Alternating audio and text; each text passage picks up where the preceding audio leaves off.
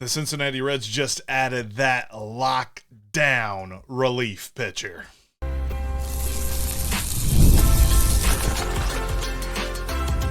You are Locked On Reds, your daily Cincinnati Reds podcast, part of the Locked On Podcast Network, your team every day. Welcome into Locked On Reds. My name is Jeff Carr, and I am a lifelong Cincinnati Reds fan. I've been hosting this podcast either solo or co-hosted now into my 7th season. Been talking about these Cincinnati Reds for a long time, been rooting for them even longer, and Locked On Reds is part of the Locked On Podcast Network. We are your team every single day, and we are for the Reds fan that knows what happened. They want to know why. And on today's podcast, we're going to tell you why Nick Krall just made this offseason fantastic. I got a B grade on the offseason after this latest move that Nick Krall has pulled off because the bullpen is solidified. Also, and we'll talk about this later on in the show, the Reds made a sneaky good move, a minor league addition, that I think will pay off down the road. That's all coming up in today's Locked On Reds. This is the bonus episode. We already had an episode today. If you missed it, got the chance to talk with Charlie Goldsmith about some guys that we forgot about and why they're going to play a big role here on the 2025 Reds. But it just happened like a couple of hours ago. The Cincinnati Reds have acquired Taylor Rogers, left-handed relief pitcher from the San Francisco Giants, and all they had to give up was right-handed relief pitcher or right-handed minor league pitcher, Braxton Roxby. And they even get cash back in the deal. I think a part of this was the Giants were looking at a roster crunch. They were trying to get some guys up. They were trying to get some guys in a spot. But Taylor Rogers is legit. The guy, Nick Krall got a dude for this bullpen. Taylor Rogers is going to slot right in with Alexis Díaz at the top of the bullpen food chain for the Cincinnati Reds. You could argue he is the top of the bullpen food chain here in Cincinnati. Left-handed relief pitcher, has a amazing body of work, has been pitching since 2016. In his last 3 years, he has pitched in 66 games in 2022, 60 games in 2023, and 64 games in 2024. So he's been good and he's been available. He's been both of the things that you need for a good bullpen arm. And what I love, my favorite statistic of all when it comes to Taylor Rogers, and the biggest reason that I'm so excited about this, his strikeout-to-walk ratio. He gets 4 strikeouts for every 1 walk that he allows. Way to go, Nick Krall. Way to go. This was a fantastic deal. I don't know how he pulled it off. We were talking last week about the rumors that the Reds were in on Carlos Estevez, and they've been talking to him about signing Carlos Estevez off the free agent market. This is a better move. Taylor Rogers is a better relief pitcher than Carlos Estevez is. The Reds bullpen is now solidified, and quite frankly, I feel pretty good about it, especially if you factor in the addition of Graham Ashcraft to this group, which I think at some point this season we will see. I don't know if it's right out of the gate. If it is, then the Reds are all the better for it. But you don't have to rely on him becoming a lockdown relief pitcher from day one, because the Reds have not one but 2, especially if Alexis Díaz can get his pitches under control and get the walks under control and the homers under control, things like that. I feel like the Reds could really have one of the best bullpens in the major leagues. So this all together, this whole move, the last couple of days, the Reds have been making these moves where it's like, yeah, this move's fine. Yeah, that's fine. Austin Hayes, it's fine. Even in Wade Miley, we'll talk about that in a minute. This is a fine move. It's fine. It's fine. Taylor Rogers is a good move. This is the kind of move that moves the Reds offseason into a B grade for me. I was talking about how I kind of think the Reds are kind of at a B minus. I think this pushes them into the conversation with the Cubs. This pushes them into a conversation where the Brewers got to worry about them. The Brewers already had to worry about Terry Francona. Don't know that there was a lot to worry about with any of the other individual moves, but when you put them all together, Nick Krall has put together a puzzle, a big picture this offseason that has built the Reds into a contending ball club. I'm here. I'm back. I've been realistic. I have been a little bit, clear-eyed when it comes to the analysis here recently. But this trade has put me into the Let's go. Opening day is March 27th, and I am fired up, and it's only January 29th. We got some time, right? The spring training hasn't even started yet. Pitcher and catcher ain't even reported yet. And I'm ready to go. I'm ready to go down to Great American Ballpark and wait to get in for that game because this is awesome. Think about what the Reds have done. With adding Taylor Rogers now, this bullpen you can trust. The starting rotation, when they brought back Nick Martinez, they added Brady Singer, you can trust the starting rotation. You can trust the catching group with Jose Trevino coming in to back up Tyler Stevenson because now Tyler Stevenson, if he needs to take a day off, boom, they got a Gold Glover right behind him. I love the moves that the Reds have made. And the outfield, I wouldn't say I wholly trust the outfield.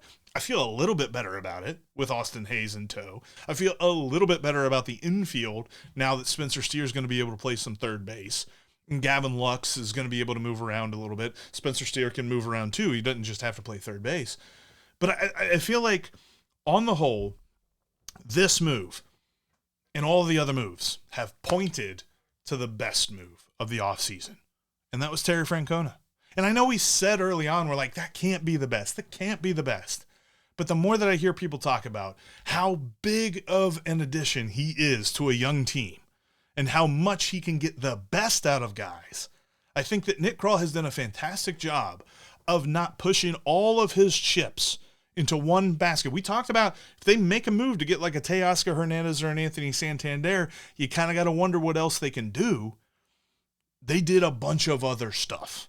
And I think the quantity will equal the quality of that kind of a move, maybe even be better than it.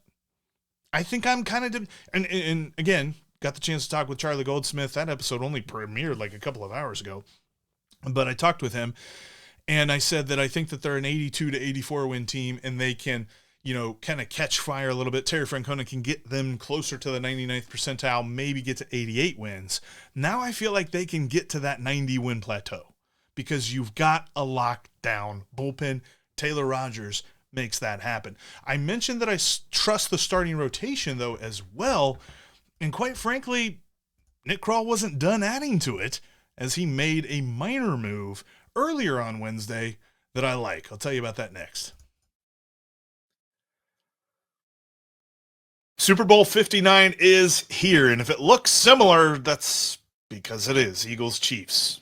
Yippee-doo. But hey, you can make it new over on FanDuel because they've got all the prop bets. They've got yardage. They've got touchdowns. They've got what color Gatorade the winning coach is going to get doused in, and so much more. Plus, if you're a new user and you win your first $5 bet, you can get $200 in bonus bets. You can check out NBA and NHL action, even college basketball leading up to the Super Bowl to get you those $200 in bonus bets. Or you can even throw a little bit on some MLB futures like win totals. The Reds are currently at 78.5 over under for their wins for the season.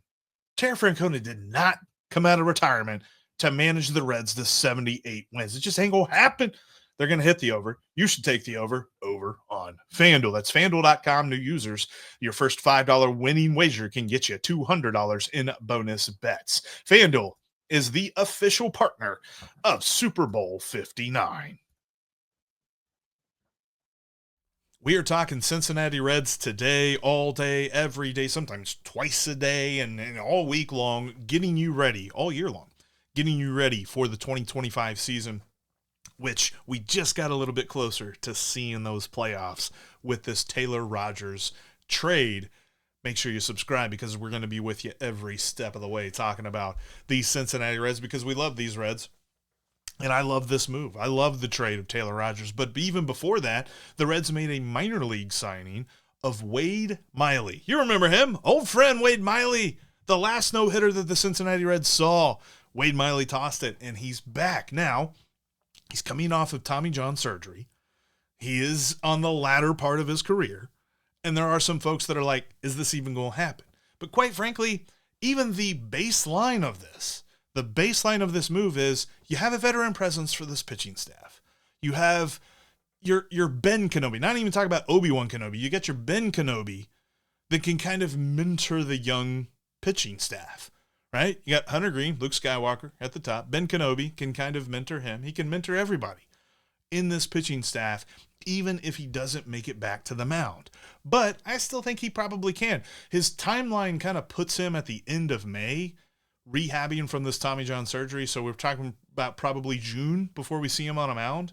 But the Reds have kind of prorated his deal, and he can make up to $4 million in incentives. But again, that's based on how much he actually pitches this year. This gives the Reds some later season depth. Think about what happened last year. Talked about it a lot this offseason. There was a point that the Reds had every single starting pitcher from their opening day roster on the injured list or traded away. Wade Miley can kind of be like that savings plan, right? Where you hide the money away. I don't know if you do that. I do this with, paychecks. I just have like some automatic transfers to savings. That way I just don't even see it. Wade Miley we won't see for the first couple of months of the season. And then June comes around, we're like, that's right, we got this guy that's got like a lot of experience, and he's a southpaw, and we can put him into the rotation if we need to. It's the kind of move that is no risk and a decent reward. I don't know that the ceiling for Wade Miley is what we have seen in the past. Immediately there were reports whenever the Reds signed him, they're like, man, you remember back in 2020 and 2021 how good he was? Pass. Let's not expect that version of Wade Miley, but can he provide the Reds with value later on in the season? Absolutely. So I'm excited to see this, even just from a veteran standpoint, and what he could bring to the pitching rotation from a leadership mentality in the clubhouse. I think that the Reds have done a fantastic job of that this offseason. People were wondering about, well, you trade Jonathan India, where does your leadership go, or this or that and the other. When they hired Terry Francona, the guys that he was bringing in, his bench coach, his pitching his hitting coach, bringing in Mike Napoli to be this unnamed coach, which basically I'm calling him the czar of winning. There's reports that Dustin Pedroia wants to help out Terry Francona in any possible way that he can. I'm sure we'll see him in spring training. There are so many different. If he could somehow get Jason Varitek in here to talk to Tyler Stevenson a little bit, can you imagine how cool that would be? All these different things. And plus, you still got Eric Davis and former Reds like that are around this team. All of the leadership that you see being brought in by Terry Francona. And they still bring in a guy like Wade Miley to help out as well. There's going to be so many avenues of mentorship. And I don't think it's too much. I think it's just enough. This team didn't have that in years past. Where, you talk about Frankie Montas was really mentoring the pitching staff and stuff like that. But Frankie Montas was coming back from his own stuff, right? He was fixing his own struggles. Wade Miley, while he's coming back from Tommy John surgery, I think his main role is going to be as a mentor in the clubhouse for this pitching staff. I am so happy with what the Reds have done. Not going to lie, it's been a journey over the last 48 hours. It's been a journey where I was mid on the offseason, and now I'm happy about it. And if there's another move, great. This move, the Taylor Rogers trade, I didn't expect.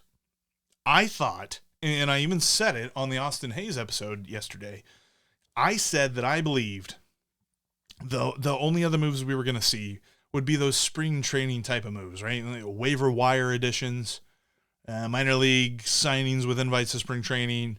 You're picking up somebody else's castaway. This ain't that. I don't know how the Reds were able to swing such a great trade for a great relief pitcher, but Taylor Rogers is a great relief pitcher. Trust me, every time the Reds have faced the Giants these last couple of years, I'm like, geez, I hope we don't see him come out of the bullpen. And guess what? Now he gets to come out of the Reds bullpen.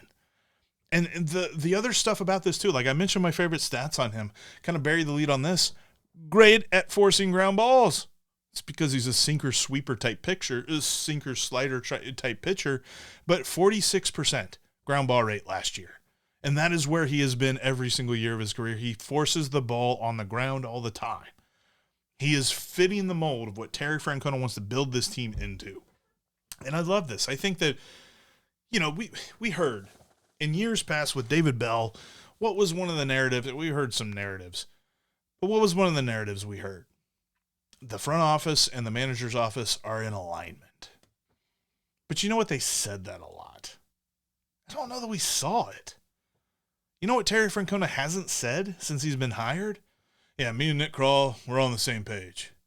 But you know what? This offseason has proven it. I've seen it. You haven't had to tell me that. I've seen it. And sure, a guy with his resume, a guy with his clout comes into Cincinnati, and how would you not listen to him? But he has still, we've still seen this team be built to his specifications.